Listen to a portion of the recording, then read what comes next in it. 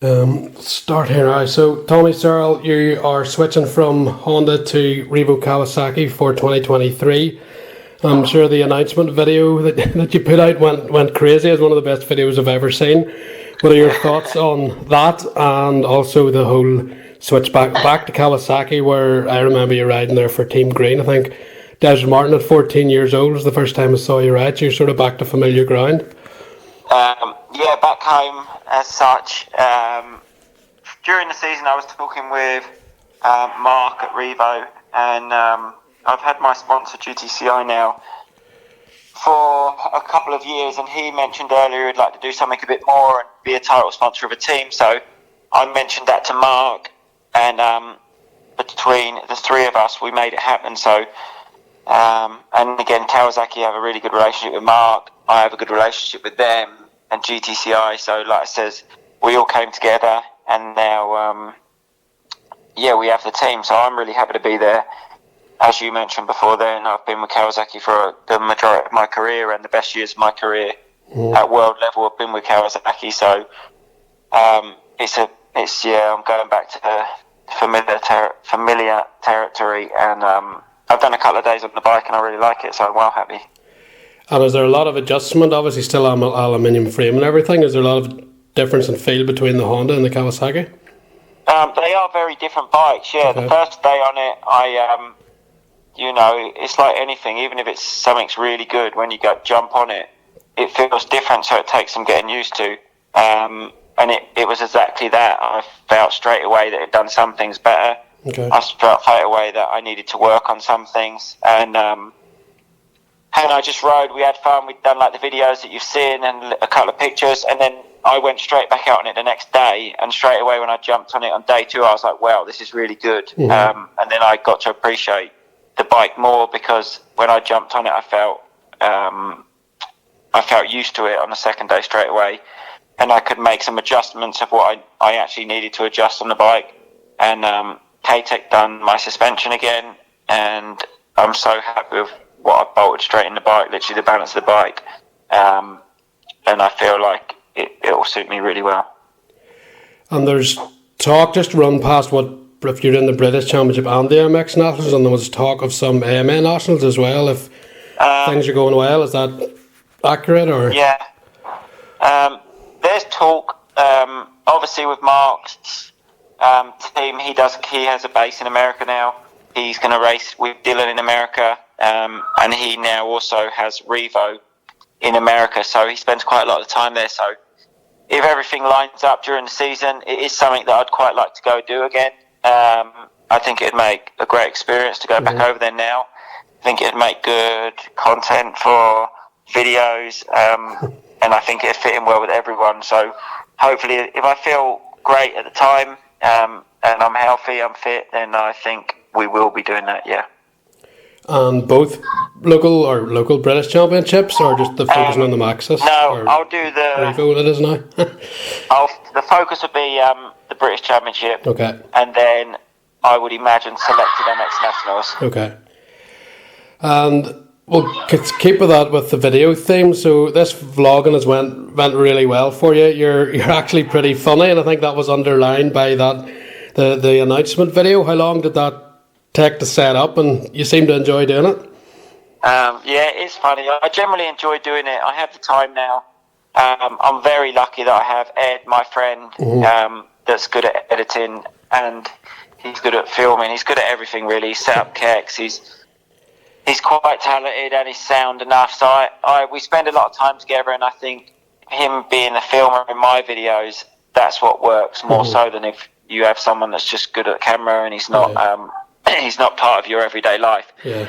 The announcement video, it was just something we come up with between us. We were saying, okay, we do this, and then Ed changed to do this, and then we wanted it to be like light-hearted, but also show what GTCI does. And obviously you can see he's a building company. He has big jobs, because I think sometimes when a team has a sponsor, people have no idea it's some writing on their bike. But he was happy with that. We was happy with it, and I think it came out well. When we was doing it, we was thinking some of the stuff was too much, and I kept bursting out laughing. I was saying, we can't do this. But But sometimes you think you've got such a shit video, and then how he chops it up. Okay. In the end, you go, bloody hell, that's come out well. Yeah, I think it's one of maybe the best announcement video I've ever seen. It was brilliant. That's what everyone said. No, it went well. It's gone. I think it had 35,000 views in about 10 hours. So that's pretty good going.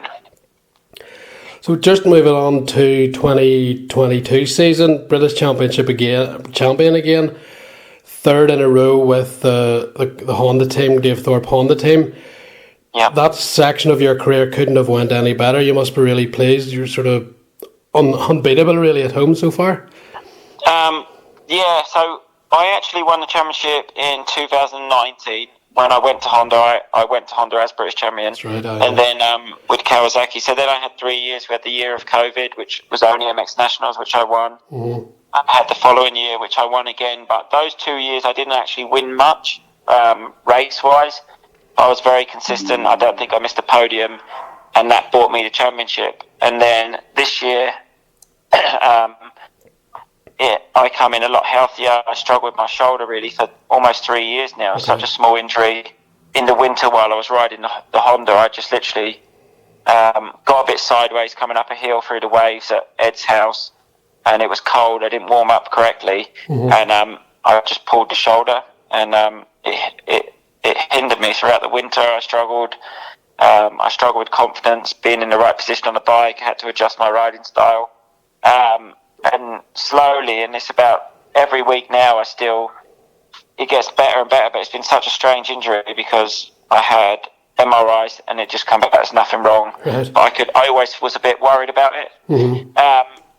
But this year I come in more healthy, a little bit stronger, and I sort of had a little bit more intensity than I had over the past 2 seasons. So this one was really well. When I needed to, I could win the race. And I think I won almost every second race of the year other than 2. And then I'd done the double twice. So honestly, the year went really, really well. I think one of my best years at British Championship, really. And it looked like you did have that sort of percentage or two of a margin of error. And then when you had to win, I think you had to put a pretty hard pass on Kulis when it was getting tight there with a couple of rounds to do, but when you had to do it, you were able to make it happen this year? Yeah, no, exactly that. There was times I knew that was very important points, and Fat Cat was one of those, and also mentally I know when I need to push, and there's days where if I don't feel it, I'm not 25 anymore, I'm not quite as fit as I once was, so there's times where if I need to take it a little bit steady, and that's my bet where I can only finish as a second, then I know the days where I need to take that, and I also know the time when I need to make it happen. And when I do, at the moment, I'm still able to. So it was nice to win. It was nice to win that race at Fat Cat. So it's probably one of over the past 3 years, that was the most race that I was most proud of, because I had to dig in for that one, and it would have been a race where it's sort of guaranteed they would have come in thinking, okay, we can make points up, and then for me to win it, I think was mentally good for me. And it was good to prove a point. And after, was it the MX Nationals earlier on in the year that hadn't really went well? No. Sort of come back and win there was pretty impressive with the title on the line as well.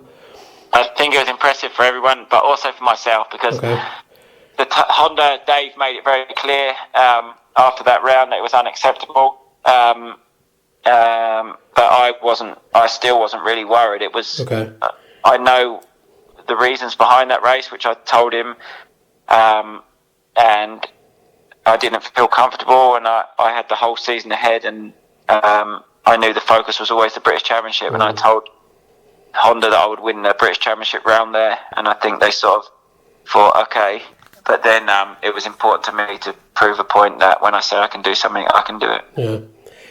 Just looking ahead to 2023, Conrad Muse is moving up into the class.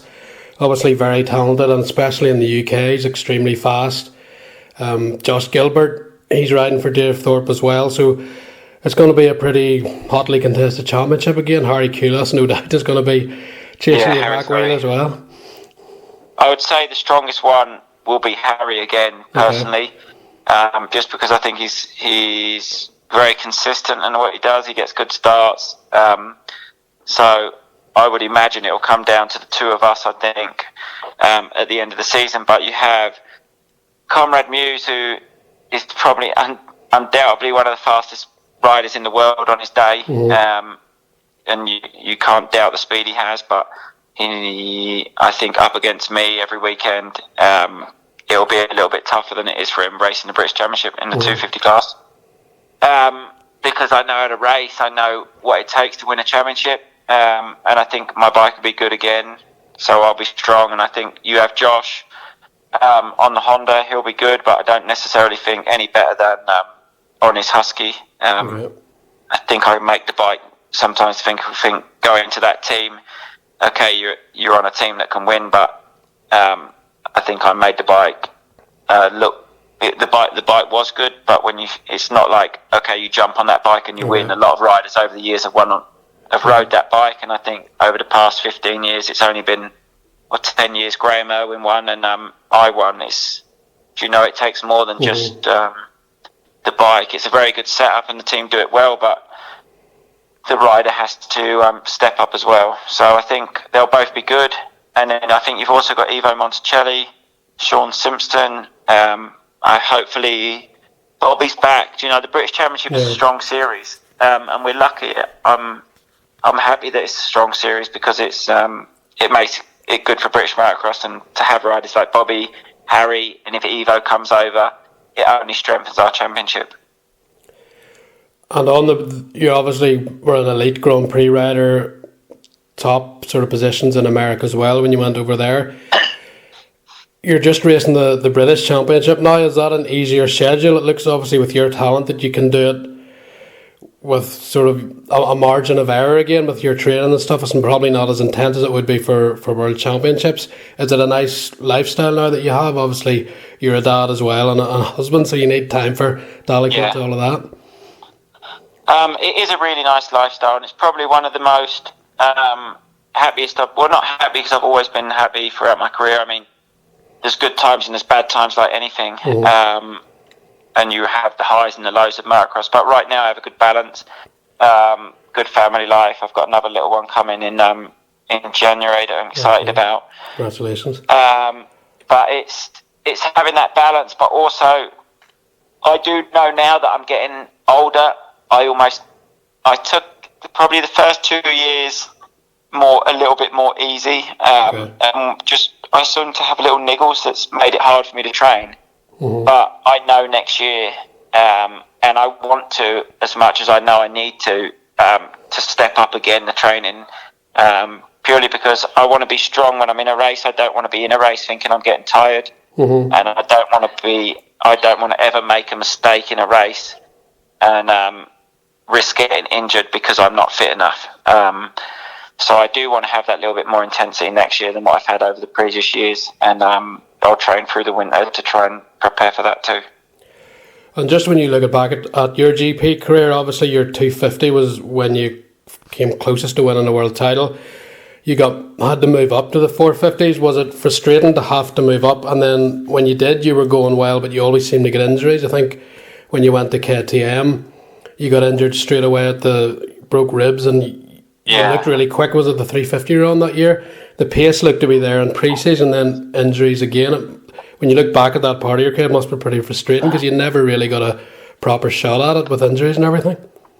No, I mean, it's difficult to say because I had opportunities, I had that opportunity at the factory KTM, and then I was lucky throughout my MX2 career that I had very little injuries. I got injured in America, which is one of the reasons why I came back. Okay. But in general, I think I was quite, not lucky because some ways, I mean, you could say I was lucky in MX2 and unlucky in MX1, but I think overall throughout my career, I had injuries, but I had a long run with no injuries in MX2 where I could bang in the results as young and get to the top quick. But going back to MX1, I came in really strong with CLS Kawasaki, and I think maybe I underestimated what you needed to be at the top consistently in MX1 because I had multiple offers at that time for factory team. I think I could have rode for any factory team in the paddock and they all sort of matched the same money, but I was happy in the team with CLS, so I chose to stay there. There was a couple of other reasons for it at the time, but we stayed at CLS, and then I had quite a strong first season. I think I had some podiums in races. I mean, I didn't get the start, so I was always coming back from the back of the pack through. I won a couple of heat races. I had good times, but then there was tough times as well throughout that season, and then opportunities come. I almost went to the factory Kawasaki team throughout the winter to change because I knew I needed to, and then the two Kawasaki teams had a falling out, so I ended up having to stay where I was, and then the teams sort of fell apart throughout that season with management and things like that, and I also got injured in a crash in Thailand when the bike ran out of fuel, but they had fuel problems on that big jump in Thailand. Right, yeah. And I had a huge crash which broke my wrist and then put me out for 3 months. And then it went to KTM where I sort of regrouped. I was like, this is my chance, I'm going to regroup. Mm. And then at the first round in Qatar, I broke my thumb. I just hit a bump awkwardly. It broke my thumb. And then the following round, I broke my back in Thailand trying to ride with a broken thumb. And in that season, I'd got second in the Italian Championship. I'd won a round there against Caroli and everyone. So I was strong, and I tried coming back from that, and then I broke my shoulder again that season. So it's one of those, once you're on that on that downward spiral, it's so hard to break out of it and to get back to where you need to be. And unfortunately, I fell into that.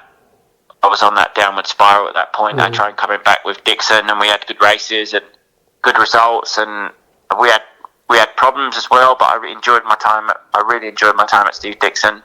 Once I understood how he was, and that it wasn't a factory team, but they'd done their best with what they had. You sort of have to adjust. And then it went to Boss, where again, I think everyone knows that story. Mm-hmm. It wasn't a great season, and then that was sort of the nail in the coffin for me. I thought, okay, life at home's hard because I'm upset every weekend. I'm demoralised every week. You regroup, you go back to the next race, and you end up back to square one. And over it got too much. So I thought I'd take a step away from it, and that's when I signed for Dave. But I think in general, I had opportunities. You had teams. I think things didn't go my way, but it wasn't through lack of effort. It was just the cards, not the cards I was dealt, but I think I just had a hard go at it in MX1, and I think I'm actually good on the MX1 bike, and it wasn't that I couldn't ride one or I could never race an MX1 because the speed I showed at times. I used to come from some races, I think 20th position, I got to third and almost to second, and then I'd have a crash and back up. So the speed was always there, but the injuries and trying to come back and trying to race back into fitness shape because you didn't want to get a pay cut and the things that you don't see behind the behind closed doors. It just wasn't to be in the end. So I can hold my head high. But, obviously, my MX1 career wasn't as successful as I would have liked. Would you do a GP next year? I don't think the British GP's in October or something. Yeah, is that a consideration? I did see that this week. So I don't know. It might make a good video at the end of the season. We'll see how it goes during the season. It's hard to say. Now when you get a little bit older, 1 week you can be feeling brilliant, and then a little niggle, and then you struggle then. So I just need to stay fit, stay sharp, and hopefully I can build from where I am now, and I'm in a better position next year where I can enjoy going and doing a race in America if it happens. I can do the British GP, but I also don't underestimate the speed of the World Championship. I think it'd almost be easier for me to go and fight for a top 10 in America. Not easier as such, but I think at a World Championship, if you have a bad day, you could be outside the top 20 quite easily. And I don't need to be. My days of racing around in that position, I wouldn't enjoy that. So if I feel really good at the time and everything's going well, then I may do. But it literally come down to like the couple of weeks before if I'm like, let's have a go, or no, let's not. Just finally, Tommy, I forgot to touch on it earlier. The Motocross of Nations for Britain, it wasn't everything that could go wrong seemed to go wrong. But for people that weren't at it, we were over at it, and your actual riding and pace was really good. But again, the results didn't really reflect that. You went down in the first corner as well. I think Jet sort of clipped your front wheel coming into the first turn, so the results weren't good. But I'm sure you enjoyed the whole trip, and you probably just wish you'd had a bit better luck with fuel and not going down. Yeah, no, the trip as a whole was brilliant. I can say nothing but good things about Mark Chamberlain, how he went about the whole trip. A lot of people don't see